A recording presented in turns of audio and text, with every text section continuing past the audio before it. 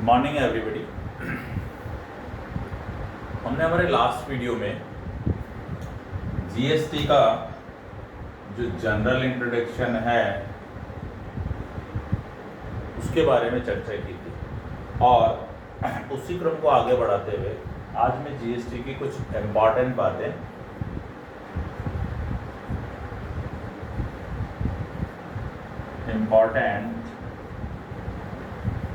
Tools पर discuss करूंगा आपसे।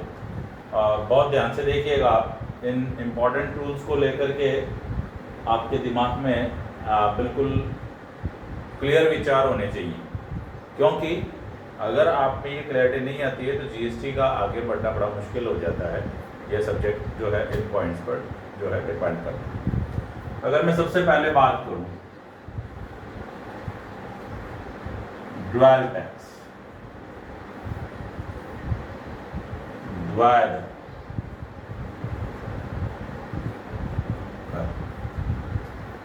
ये ड्यूअल टैक्स क्या है? तो ड्यूअल टैक्स का मतलब ये नहीं है कि दो बार कर। ड्यूअल टैक्स का मतलब ये है कि केंद्र प्लस राज्य सरकार दोनों द्वारा जो पृथक पृथक कर पहले लगाए जाते थे वह जीएसटी में एक ही जगह आ गए हैं। केंद्र सरकार जो कर लगाती है उन करों में सीजीएसटी और आईजीएसटी, दो प्रकार के कर हैं, सीजीएसटी और आईजीएसटी। राज्य सरकार या केंद्र शासित प्रदेश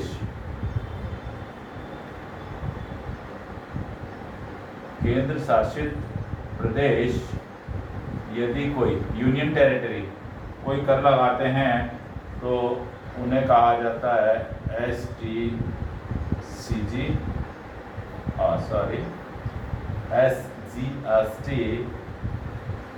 एंड UTGST। देखिए समझा, C for central GST, I for integrated GST. CGST is equal to central GST और IGST is equal to integrated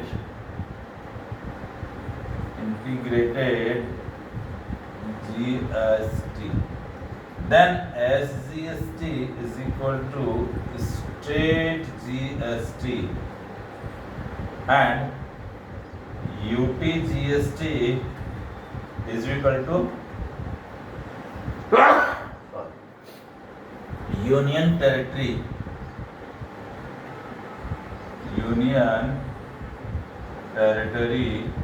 GST। ध्यान दें आप इन चारों पॉइंट्स पर।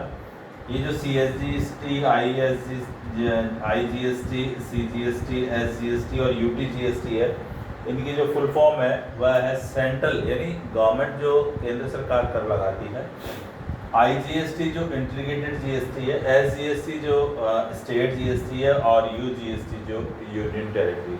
ये दोनों के दोनों जो हैं वो स्टेट लेवल के और यूटी लेवल के हैं, ये दोनों के दोनों जो हैं वो सेंट्रल लेवल के हैं। इस प्रकार से जो कर व्यवस्था है वह कैसी है? ड्यूअल टैक्स सिस्टम यहाँ पर आपको अप्लाई करना है। आगे बढ़े अगर हम और नेक्स्ट देखें तो इसमें जो इम्पोर्टेंट बात आती है वह है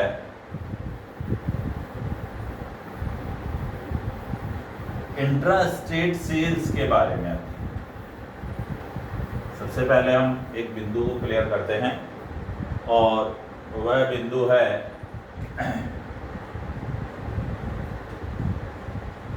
इंट्रा स्टेट सेल्स। देखें, इंट्रा स्टेट सेल्स से मीनिंग क्या है? जो राज्य में ही आवर्त हो यानी बिक्री हो तो उसे क्या कहेंगे? Intra state sale. Intra state sale होने की दशा में हमें क्या करना है, जो ध्यान दीजिएगा आप, तो यहाँ इंट्रा स्टेट सेल में दो प्रकार के कर जो हैं वो आपको देखने को मिलेंगे, एक तो CGST और एक SGST। ध्यान दें, जो भी इंट्रा स्टेट सेल होगी उसमें आपको CGST भी लगाना है, SGST भी लगाना है। इनकी दरें जो है वो इक्वल है, यानी जैसे 18% टोटल जो है, टोटल GST है वो दो भागों में बढ़ जाता है यहाँ, CGST और SGST। जैसे कर का जो दर है वह है 18% हो तो 9% तो CGST होगा, 9% क्या होगा, SGST होगा। 5% यदि है तो 2.5% ये और 2.5%। यहाँ ध्यान दें, बहुत इंपॉर्टेंट बात, जो SGST कलेक्ट हो रहा है, जो SGST कलेक्ट हो रहा है वह सीधा राज्य सरकार के खाते में जाएगा। वह किसके खाते में जाएगा, सीधा राज्य सरकार के खाते में। और CGST कलेक्ट हो रहा है वह सीधा केंद्र सरकार के खाते में जाएगा। यानी ये सरकार है अब पृथक पृथक कर न लगा करके एक ही कर का कुछ इस तरह से विभाजन करती है कि दोनों को एक ही कर के माध्यम से। इससे सबसे बड़ा जो बेनिफिट हुआ है वो व्यापारियों के लिए हुआ है कि व्यापारियों को पृथक पृथक हिसाब किताब रखने की आवश्यकता नहीं है, एक ही बिल में SGST CGST दोनों लगाया, खत्म। पहले कस्टम है, एक्साइज है, ये है वो है, 18 तरह के टैक्स अलग अलग लगते थे, और उसके अलावा CGST की जगह जो है CST और स्टेट लेवल जो टैक्स था RST तो वो लगाया जाता था। तो इस तरह की जो सारी दिक्कतें हैं उनसे क्या होगा, ये निजात। आप ध्यान दें, कभी भी अगर इंटरेस्टेड सेल्स आपको देखने को मिलती है तो आप अगर 18% की GST दर है तो उससे दो भागों में बांटेंगे, CGST लगाएंगे 9% और SGST लगाएंगे 9%। इसी प्रकार से अगर 5% दर है तो 2.5% और 2.5%। ये इंट्रास्टेट सेल है। इंट्रास्टेट सेल में जो है वह राज्यों को अधिकार है कि वो अपने करों का कलेक्शन करें और केंद्र को अधिकार है कि वो अपने CGST का कलेक्शन करें। तो यहाँ ये एक इम्पॉर्टेंट बात है कि जो है इंट्रास्टेट सेल में किस तरह से कर लगाया जाता है। आगे हम बात करें तो इंट्रास्टेट सेल के बाद जो नेक्स्ट आता है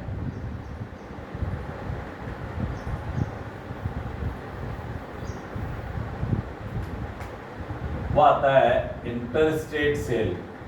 एक राज्य की अन्य राज्य में आवर्त, यानी माल जो है वो किसी भी एक राज्य से यदि किसी अन्य राज्य में बेचा जाता है तो वह इंटर स्टेट सेल आएगा। इसी के साथ ध्यान दें, निर्यात और आयात को भी जो है वह इंटर स्टेट सेल ही माना जाता है।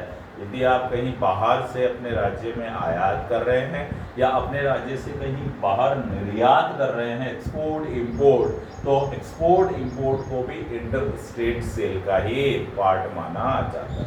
यदि सेल इंटर स्टेट सेल के रूप में हुई है तो आप ध्यान दें, यहाँ IGST अप्लाई होगा, इंटीग्रेटेड GST। अब यहाँ इंटीग्रेटेड का मतलब क्या है, सम्मिश्रण, और ये सम्मिश्रण जो होता है वो बाद में जाकर के और दो में बढ़ जाता है और वह होता है केंद्र सरकार और राज्य सरकार या यूटी, यूनियन टेरिटरी। कैसे बढ़ता है, बिल्कुल बराबर बराबर दोनों को दिया जाता है। परंतु यहाँ ध्यान दें, जो कलेक्शन राइट है इसका वह केवल किसको है, केंद्र सरकार को है। केंद्र सरकार इसका कलेक्शन करके और फिर राज्यों को उनका हिस्सा वापस भेज देती है और अपना हिस्सा अपने पास रख लेती है। इस तरह से जो इंटीग्रेटेड GST है वो वर्क करता है IGST, किसमें, इंटर स्टेट सेल में, एक राज्य से। यहाँ आप जो सेल देखेंगे, आप सुने ध्यान से, बहुत इंपॉर्टेंट बात है, यहाँ पर सेल देखेंगे तो सेल देखेंगे किन्हीं भी दो मैन्युफैक्चरर या थोक व्यापारी के बीच में भी हो सकती है, थोक व्यापारी या फुटकर व्यापारी के बीच में भी हो सकती है। सकती है और फुटकर व्यापारी या अंतिम उपभोक्ता के रूप में भी हो सकती है। उस आय का अर्जन जो है वो अंतिम उपभोक्ता कहाँ ले रहा है, वह राज्य जो होता है वह डिसीजन लेता है, भाई ये राज्य इसका जो है अंतिम उपभोक्ता होता है, तो वह इसको कलेक्ट करता है। तो यहाँ ये जो एक चैन है मैं आपको बताऊंगा इनपुट टैक्स क्रेडिट, थोड़ा रुक करके बताऊंगा। इनपुट टैक्स क्रेडिट का एक एग्जाम्पल भी लेकर के बताऊंगा, तो वो बहुत इंपॉर्टेंट चीज़ है, वह बहुत काम करती है आपके इस जीएसटी के मेथड। तो यहाँ मैंने पहले आपसे बताया इंटर स्टेट सेल और बाद में मैंने आपसे डिस्कस किया इंटर स्टेट सेल। ध्यान बहुत रखना है आपको, इसलिए रखना है क्योंकि इंटर स्टेट सेल में जब आप डिस्क्रिप्शन करेंगे नीचे तो आप लगाएंगे CGST SGST, और जब इंटर स्टेट सेल होगी तो आप एक साथ लगाएंगे क्या, IGST। तो ये किस तरह से आगे हम जो है इसके बारे में और डिटेल से डिस्कस करेंगे। पहले हम कुछ बिंदुओं के बारे में जानकारी चाह रहे हैं कि ये बिंदु क्या क्या इसमें यूज होते हैं, ठीक है। तो IGST is not a typical job. IGST के अंदर सरकार वसूल करेगी और वसूल करके जो है वह राज्यों का हिस्सा राज्यों को क्या कर देगी, भेज देगी। तो ये सिस्टम हमारे को यहाँ पर देखना। आगे हम बात करें यहाँ पर तो वह है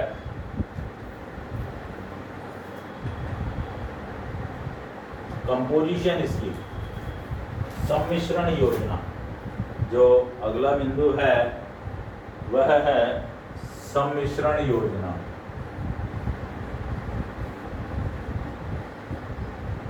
सम्मिश्रण योजना,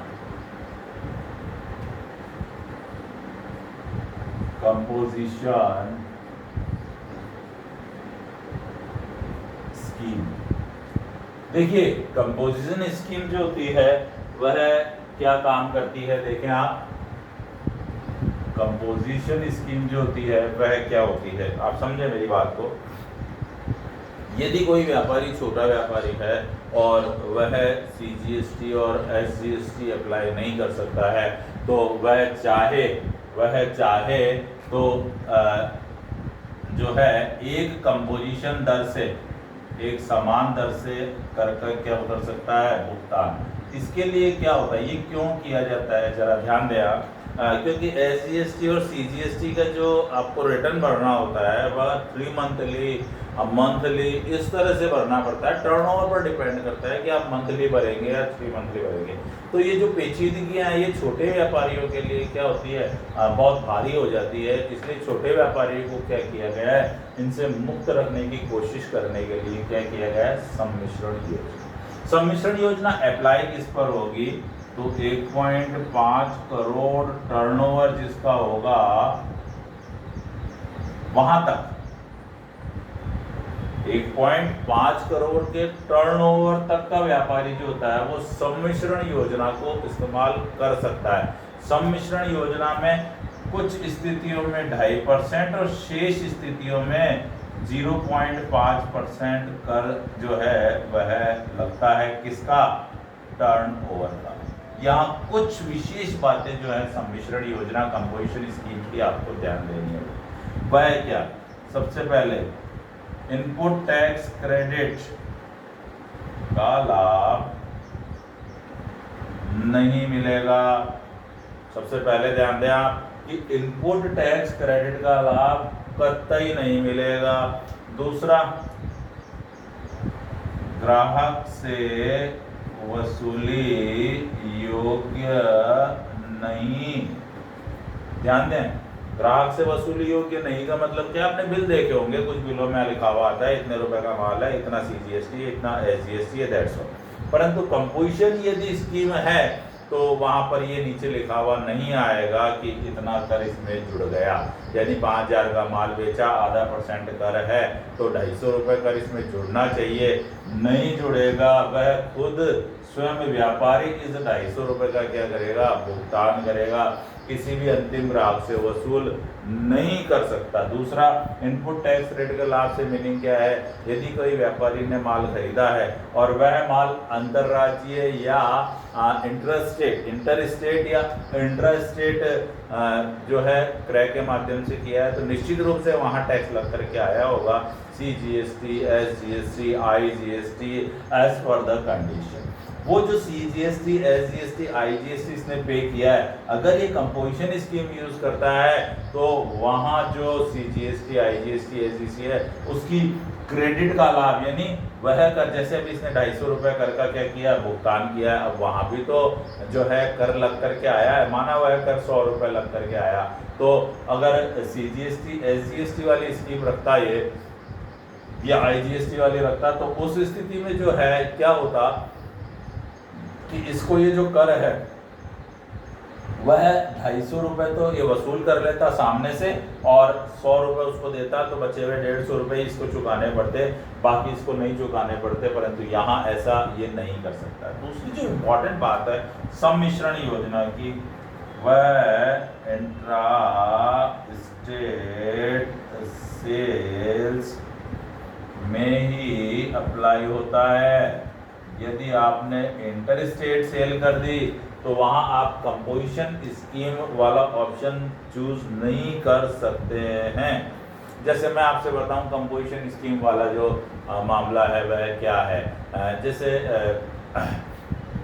मैं कोई मैन्युफैक्चरर हूँ और मैं कुछ ऐसी वस्तु बना रहा हूँ जो CGST और SGST के दायरे में 5% में या 12% में या 18% के कर में आती।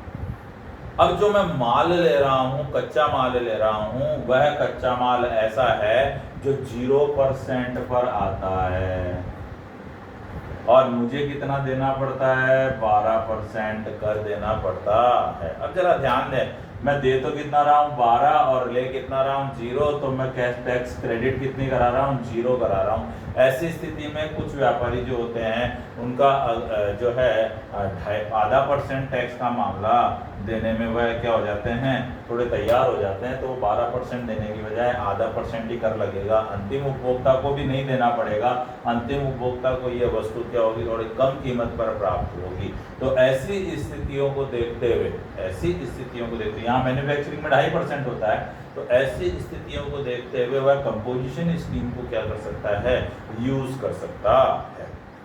और अगर वह कंपोजिशन स्कीम को यूज करता है तो ये कोई भी लाभ उसे नहीं मिलेंगे, परंतु अगर उसने एक राज्य से बाहर जाकर के बेच दिया या खरीद लिया तो ऐसी स्थिति में फिर वह कंपोजिशन स्कीम को अप्लाई नहीं कर सकता। 1.5 करोड़ इसकी लिमिट होती है, जिसका टर्नओवर 1.5 करोड़ तक है, वही कंपोजिशन स्कीम को क्या कर सकता है? यूज कर सकता है। यहाँ देखें कि इस कंपोजिशन स्कीम को वसूल जो किया जाता है वह किया जाता है राज्य सरकार द्वारा, यानी यह राज्य सरकार की आय, क्योंकि इंट्रा स्टेट सेल है। कौन सी सेल है ये? इंट्रा स्टेट सेल है, तो ऐसी स्थिति में राज्य सरकार को ही क्या रहेगा यहाँ पर राइट रहेगा इसे वसूल करने का। तो इसके बाद अगर हम बात करें तो अगला जो बिंदु आएगा वह बिंदु आएगा पंजीकरण।